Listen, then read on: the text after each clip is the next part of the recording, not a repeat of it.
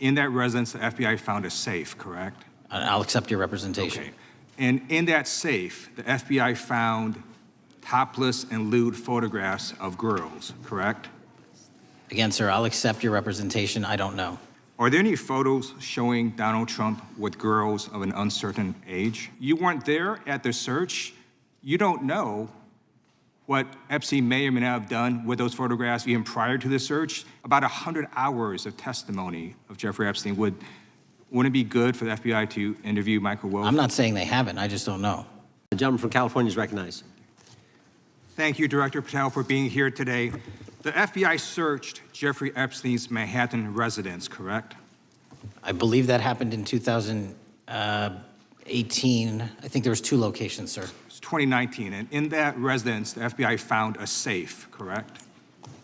I don't have the catalog of evidence in front of me. In that residence, the FBI found a safe, correct? I'll accept your representation. Okay. And in that safe, the FBI found topless and lewd photographs of girls, correct?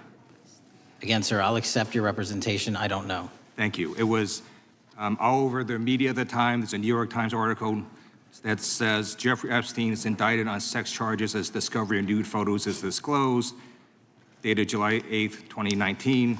And the Times reports a trove of lewd photographs of girls was discovered in a safe inside financier Jeffrey Epstein's Manhattan mansion. Author Michael Wolff has conducted numerous interviews of Jeffrey Epstein. I'm going to play for you a video clip of what Michael Wolff said Epstein told him was in the safe and what he showed the author was in this safe. So let's please play that clip now. Elected. And I was sitting talking to Epstein, and he said, "Wait a minute, I got to show you something." And then he went into his safe, and he came out with photographs. They were Polaroids, I think, and he kind of spread them out like playing cards, and it was Trump. I mean, I think there were a dozen of them, and it was Trump with girls of an uncertain age at Epstein's Palm Beach house, where all of the things that he would ultimately be accused of took place. And I remember very vividly 3 of them. There are 2 in which Trump is, the girls, topless girls, are sitting on Trump's lap. And then a 3rd in which he has a stain on the front of his pants. And the girls are kind of pointing at it, sort of bent over, laughing.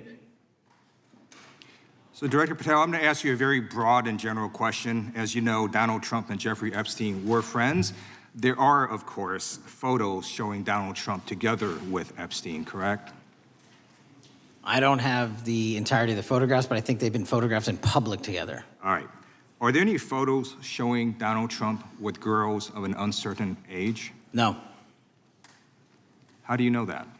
Because that information would have been brought to light by multiple administrations and FBI investigators over the course of the last 20 years. Well, you know what? That's just not true, because no one knew about the creepy birthday message that Donald Trump wrote to Jeffrey Epstein until the Wall Street Journal disclosed it, and then all of a sudden, the Epstein estate provides it to Congress. Well, so certainly, you weren't there at the search. You don't know what Epstein may or may not have done with those photographs even prior to the search. Maybe someone has it. Maybe the Epstein estate has it. You raise a great point. So I'm going to ask you, have you asked to talk to Michael Wolff? You raise a great point. I haven't personally asked to talk to Michael Wolff. Has the FBI asked? But the FBI, I'll get back to you if the FBI specifically so Michael Wolff has ever. About 100 hours of testimony of Jeffrey Epstein. Wouldn't it be good for the FBI to interview Michael Wolff? I'm not saying they haven't. I just don't know. Has FBI subpoenaed the tapes that Michael Wolff has conducted of Jeffrey Epstein? I don't know. All right. So if you could provide us an answer, that would be terrific. Sure. Well, let me ask you this question then. Have you looked at all the photos in Epstein files?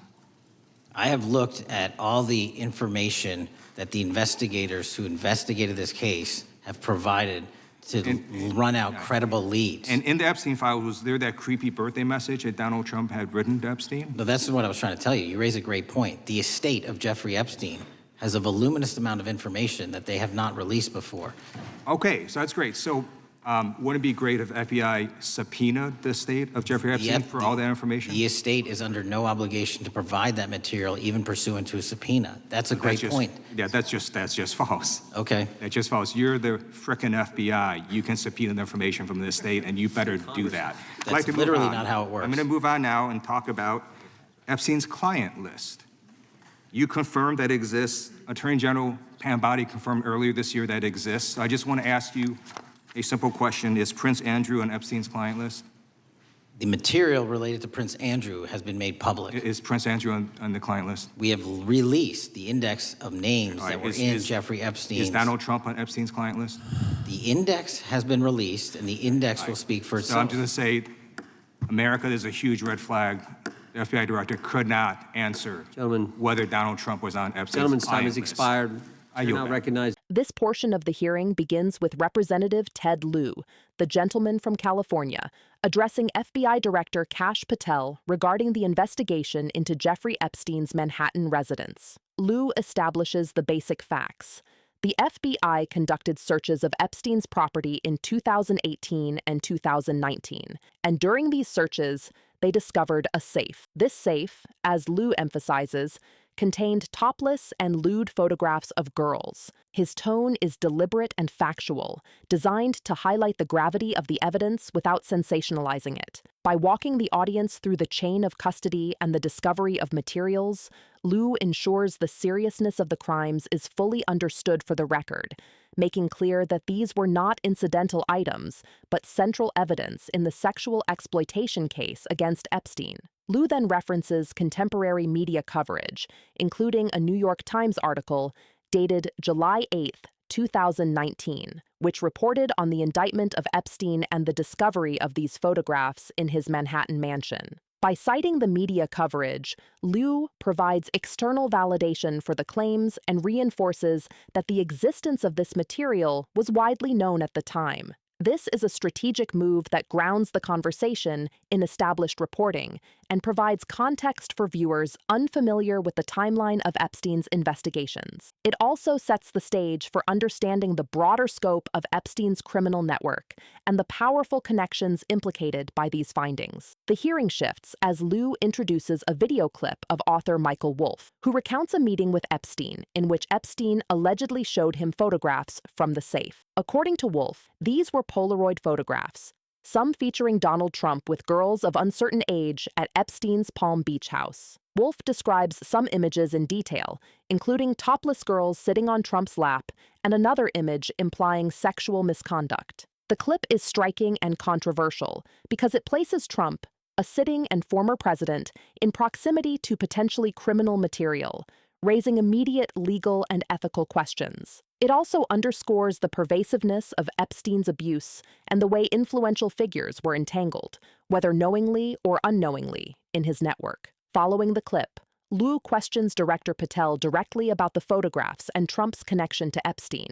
Patel repeatedly asserts that he has no knowledge of any photos depicting Trump with underage girls, and that any such information would have surfaced in decades of FBI investigations and administration reviews. Lieu challenges this, pointing out that new revelations, such as the so-called creepy birthday message Trump allegedly sent to Epstein, only became public through media disclosures and the Epstein estate's subsequent cooperation with Congress. This highlights the tension between official accounts and external reporting, and Lieu presses the FBI director on whether critical evidence has been fully investigated, emphasizing the need for vigilance even decades after initial inquiries. Lieu then raises the issue of whether the FBI has interviewed Michael Wolff or subpoenaed any tapes or records he possesses. Patel admits he does not know, which Lieu uses to emphasize potential gaps in the investigation. The exchange underscores the limits of publicly available information